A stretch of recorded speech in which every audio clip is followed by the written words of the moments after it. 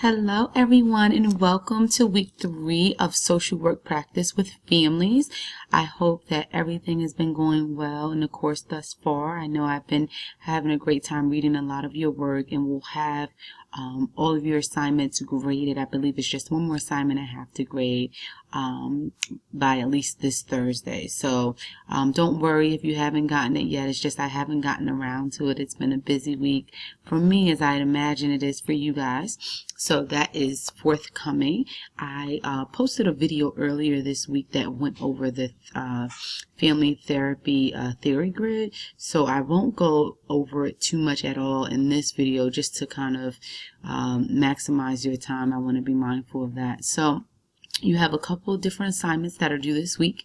You actually have 4. So your first one is your discussion post, and it's using Bowen interventions. So what you're going to do, and let me just pull that up so you guys can kind of follow along with me, is your initial post, you're going to complete both of the following parts. You're going to describe 2 helpful takeaway points from one of the 2 articles you chose to read. Examples include any point that expanded your understanding of a Bowen concept or intervention. And the second part to it is you're going to come up with a specific situation with a hypothetical client where you could use one of the 2 helpful takeaways you described. So feel free to use your imagination in coming up with a situation and a hypothetical client. So I can give you guys a really quick example just to kind of give you an idea what I will be looking for.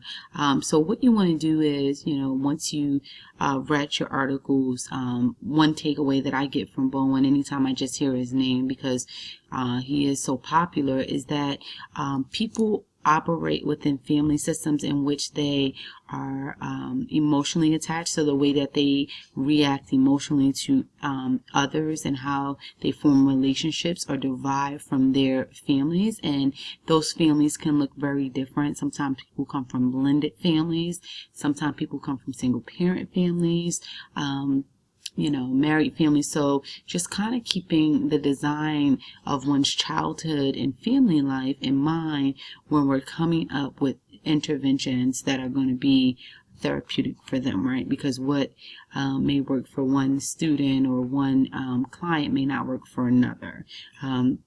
So what it has helped me to understand, for example, I work with kids who experience maladaptive behaviors and have externalizing behaviors such as throwing things and using vulgar language and those types of things. And what I found is a lot of that is socially constructed within their family dynamic, so that the way that they talk is often, not all the time, right, is often a reflection of how they're communicating within their family. And it doesn't always have to be, or even in their community. I think that sometimes we forget to include that as a family, as a subsystem of a family. And so you want to make sure that, you're looking at a client from a holistic approach. So it's not just this individual client. There's also things that are impacting their behavior.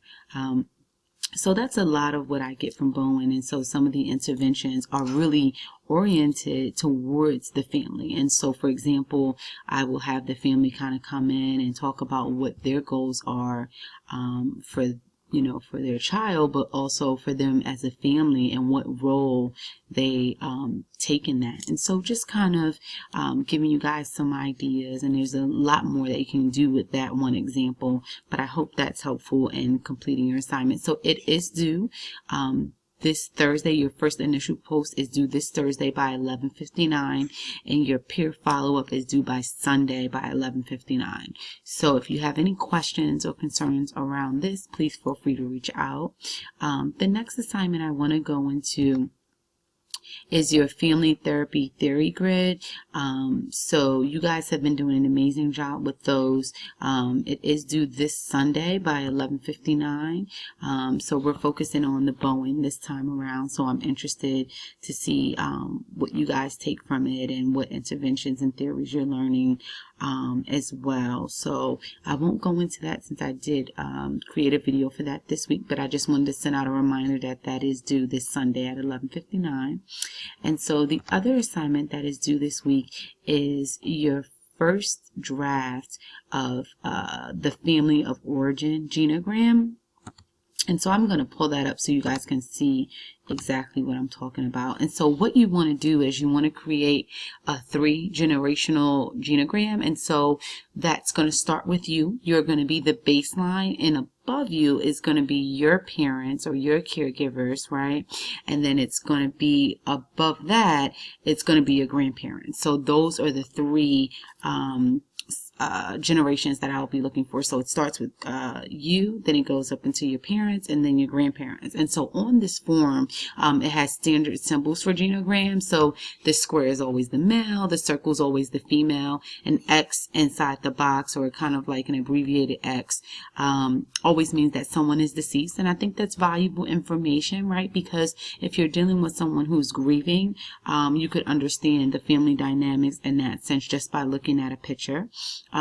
It also kind of goes into someone's sexual preference, whether they're gay or lesbian or bisexual, which, you know, it speaks to the social oppression that they may be experiencing. And so you're mindful of the way that you hear them process their stories and those types of things and their experiences in the world. And so it also shows you how to write if someone's married, divorced, because those are significant things that will impact the family. So, you know, divorce is pretty common, unfortunately, these days. And so, you know, what does that do for the children? What does that do for the mom and the dad? How do they co-parent now that they may be no longer living with one another? And a lot of the times that I've worked with kids who come from divorced families, and even adults that I've talked with, they always kind of explain it as this traumatic situation because it seems so abrupt, so sudden, because, you know, a lot of the times children are left in the dark about the issues that are going on. And so, you know, most people aren't really as open to processing these types of issues with children, but I think it is important to express to them, you know, things that are forthcoming like that and ways to kind of keep the family still together, so to speak. So, you know, you go through each of the symbols and you make sure you kind of utilize them as they apply. And so something else that is important is how close the connections are within the family. So, for example, if you have a spiritual connection to someone, or if you have a close relationship, or there was some emotional abuse or sexual abuse, the type of connection is imperative, right? Because we all come from a family, right? And if there are relationship barriers to us having a healthy family environment, that also gives us a lot of insight on maybe that some things that are going on. So it also goes through a whole bunch of different samples for you to see on what this looks like. So if you come from a complex family like I do, you'll have a whole bunch of different symbols, and that's okay. You want to be as specific as possible and kind of put all of the important information that it goes through. Okay, so that assignment is due this week on Sunday at 11:59. And then your last assignment that is due is the analysis of the video of the legacy of unresolved loss. And so what you're going to do is, after you review the video, you're going to answer a couple of questions. And so your initial post prompt is due this Thursday by 11:59, and you're going to address what was one intervention that Mick Goldrick provided you with, that you could envision yourself doing with the family you were seeing. What is another thing that the triangle presents in this family, and how did Mick Goldrick work to de-triangulate one of the members, right? So what is one other example of how Mick Goldrick coached a family member to be more differentiated? So I'll give you guys a chance to really look at that video and respond to it. I know it's kind of pretty self-explanatory, so I don't want to go into it too much without giving some things away. So if you have any questions on this assignment, please reach out to me. So you also, I think, is there okay, so you don't have to, for this one, you don't have to actually respond to a pair by Sunday by 11:59, but you certainly can if you would like to. So that's the good thing about at least this assignment. You don't have to go back in and follow up, but if you want to see what your peers are thinking and how they're processing the video, you certainly can do that. So So those are all of your assignments this week. I know this video is extremely long because there's so much that we have to get done, but you guys are doing an amazing job. A lot of the assignments that I'm reading is well written, well thought out. So you guys keep trucking along. I'm here every step of the way. So if you need anything at all, please don't hesitate to shoot me an email and I will be around. Have a great day. Bye.